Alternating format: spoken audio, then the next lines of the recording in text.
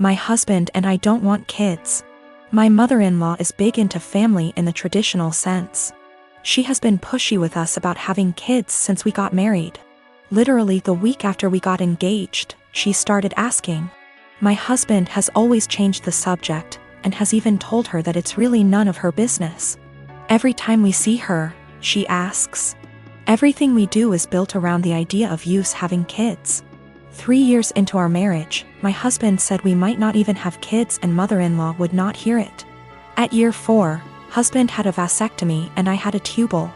So this weekend we were all at their home enjoying some barbecue and drinks and everything. When I get up to grab a beer, my mother-in-law asks me if maybe I should drink water instead, because wink wink nudge nudge. You never know. I was annoyed by this and said, there's really no chance. Mil, all wide grin, said, oh come on. It's time for you two to finally get serious. Put down the beer and tell us when we can finally expect you two to finally make your family official. I said we've been official for about 5 years now, Mil, and drink the beer. Husband laughs with me. Mother-in-law gets more annoyed and says, you won't be real, last names, until you bless us with babies. Husband repeated. After about 15 minutes of the usual comments, I finally snapped and said, husband got snipped. I had my tubes tied. We're not having kids. You need to stop bringing it up. Period. Well, I thought I started WWII. She started crying and stormed off. Family looked at us with disgust and stormed off to comfort her. We left. Party kinda ended. The social media bullshit started shortly after. Vague posts, links about how motherhood is a woman's greatest calling, listicles about how unhappy childless women are, etc. Some meme about how I guess I wasn't a good enough mother and won't be graduating to grandmother. It's obnoxious to the point that I just muted all of them. My mother-in-law finally called me this morning and told me that she was willing to put this all behind us if husband and I came over, and listened to her reasons that we really need to have kids. I told her no, that we are tired of her pushing this on us, and then she said, you two aren't prepared to be real, last name S. I'd like a refund for what we paid for the wedding. It wasn't that much. It was like $400 for the rehearsal dinner. I hung up on her. When recounting this to my friends, a few of them said that I was the asshole here for dropping it like that. But I don't think she was ever going to drop it if I didn't finally make a serious, direct comment about it. 6 years ago my son Matthew had a daughter with his now ex-wife Josie. I have always thought of Josie as my own daughter, so when they divorced 7 years ago due to my son cheating, I was conflicted and disappointed. Josie wasn't particularly close with any of her family, so my husband and I naturally took them in. Josie was an angel. She had insisted that we didn't have to lift a finger more than before we had taken them in, and though she was hurt, she kept civil around Matthew. My husband and I held a huge hand in raising their daughter Ruth.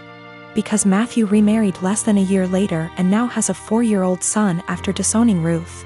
2 years ago my husband was diagnosed with lung cancer. It was hard on everyone, especially Ruth. They were extremely close.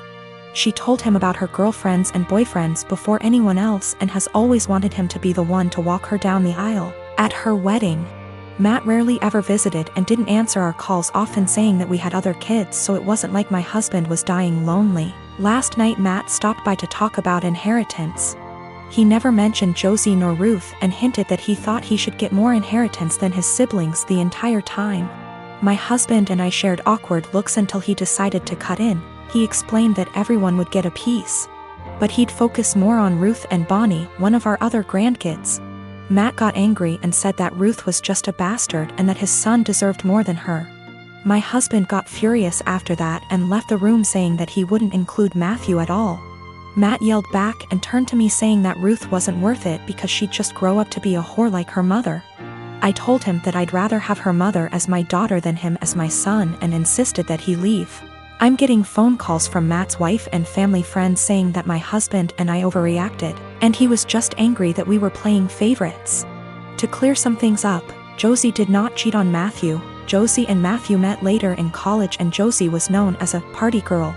Before that, Ruth isn't the product of an affair, but we are planning on getting a DNA test because what Matthew said has gotten under Ruth's skin. She was at the house when this occurred and overheard it. When it came to taking in Josie and Ruth, we didn't hesitate because Josie is not from here. She and Matt lived in another country until he moved them here a few months before he got caught cheating, and they had nowhere else to go as Josie was a stay-at-home mom. I had no intentions of choosing Josie over Matt, then and now, and I never discouraged Matt from visiting. I tried to make it very clear that we weren't picking and choosing when we took Josie in. We just wanted her and our granddaughter to be safe and have a good home. Since we met, my boyfriend has been on and off of Tinder. I've been very clear that it hurts me, but he always defended it as just him wanting an ego boost. A few months ago we had a major argument about it where I threatened to leave, and I honestly thought that was going to be the end of it. Pretty naive, really. Also, I should note his ex before me left him for this very reason. I feel like an idiot for thinking he'd ever change. Today I woke up and realized he'd been using my phone and his email was logged in. I noticed he'd gotten an email from an app called Hinge. Just to give you an idea of the kind of app this is, the description read: the app that was designed to be deleted. Great. My stomach instantly dropped. I logged into it with his phone number, and he's put up profile pictures of him that I've taken when we've been on days out together. In his description he's got things like, "We'll get along if you like Chinese and have a dog. If you're silly and comfortable and overshare." He's also put in as a strict preference that he wants to be matched with Hindus/Muslims only. I'm white British. I knew something was going on yesterday but wasn't sure what. He was acting differently and it was making me so anxious. He had the nerve to tell me that I must just be hormonal? I think the worst part about it is his reaction to all of this. He heard me crying, acted concerned, and then saw me with his phone. At which point he just took it from me and went back to bed. That was about an hour ago, and the only interaction I've had with him since was him asking me to open the bathroom door.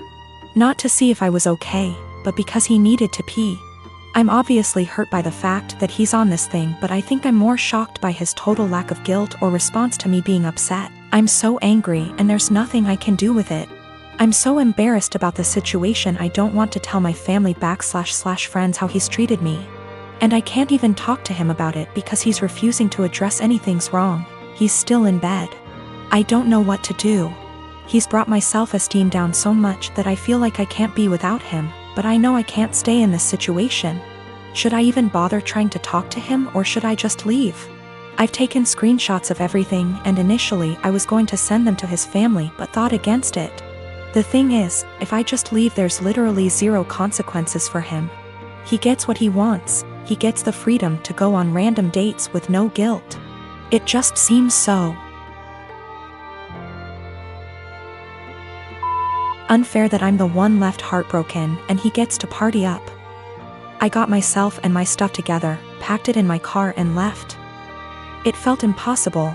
There was a lot of stuff and I was a wreck, but I managed it in the end. Throughout the whole time, he was just in bed pretending to sleep, which made me angry more than anything. I felt like he couldn't care less. We've been living together for 2 years, but fortunately, in September I decided to get my own student apartment. Obviously, I knew then that things weren't going well, and thank God I made that decision because now I have a place to stay. Whilst I was sat on the driveway in my car ready to leave, I got a text from him saying, "I'm not going to insult you by asking you to stay or to come back, but could you please leave the keys to the house?" I had already left them, but that last dig at me made me so mad and hurt. No apology, no goodbye. Just leave the keys. I guess that's my closure. I'm sad that this shit show of a relationship has come to an end, angry that it happened the way it did, but funnily enough, I'm relieved. I can do what I want now and get on top of my self-esteem issues. I'm driving down to see my mom and the rest of the family tomorrow. I haven't seen them since Christmas and I absolutely cannot wait. The anger's still there, but I'm just going to get on with things. I absolutely cannot waste any more energy on that guy. I recently won an all-expense-paid trip to Disney World for 4 nights, for myself and 3 guests. I am currently planning on bringing my boyfriend, my mother, and my boyfriend's mother. I know we all aren't exactly Disney's key demographic, but it honestly means a lot to our mothers that I am inviting them. Both my boyfriend and I grew up in poorer families that could never afford expensive vacations. And this is the first trip to Disney World for all of us. I know this is probably the only opportunity our mothers will ever have to go to Disney. And for now they are both in good enough health to still enjoy the rides. The problem is with my cousin, Jane, who has been hounding me to take her 5-year-old daughter, Kelly, instead of my boyfriend's mother. I know, what kind of monster am I for not wanting to bring a little girl to the place where dreams come true? Except Jane's family has already been to Disney World twice, most recently earlier this year in February. My cousin has done very well for herself. She runs a successful photography business, and her husband is an engineer. They are definitely able to afford their own vacations. If Jane wasn't so well off, I probably would consider taking Kelly if I thought I was giving a little kid a once-in-a-lifetime experience. But I'm not. She's already been twice and she's only 5. Our mothers have been 0 times. Jane's only rationale for wanting me to take her daughter seems to be that Disney is meant for kids. It's weird to go with only adults. And it'd be evil to not take a 5-year-old to Disney if you had the chance. There's also the issue of Kelly herself. She's not a completely terrible child, but she's whiny and throws tantrums regularly. I don't really want to spend a week with that. Also, what if she gets homesick? What if she gets actually sick? What if she gets lost? I'm not a parent myself and I would have no idea what to do in those situations. I also don't want to saddle my mother with the responsibility of caring for her. I babysat Kelly before, but only for a few hours at a time. I'm not sure why my cousin is even comfortable with the idea of me taking her child 3 states away. We are in North Carolina, so it's not like Orlando is just a short drive down the road if something happens. I tried telling Jane I'm not comfortable bringing Kelly, and she just said this is a good opportunity to find out what being a parent is like. What? She's almost acting like I'm not serious about not bringing Kelly, and I'm just pretending I don't want to bring her.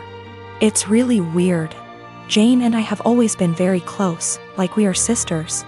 And I'm afraid this has the potential to ruin our relationship once it comes to a head. What is the best way to tell her no without sounding like an evil child hater, or am I being selfish for not taking a kid to Disney?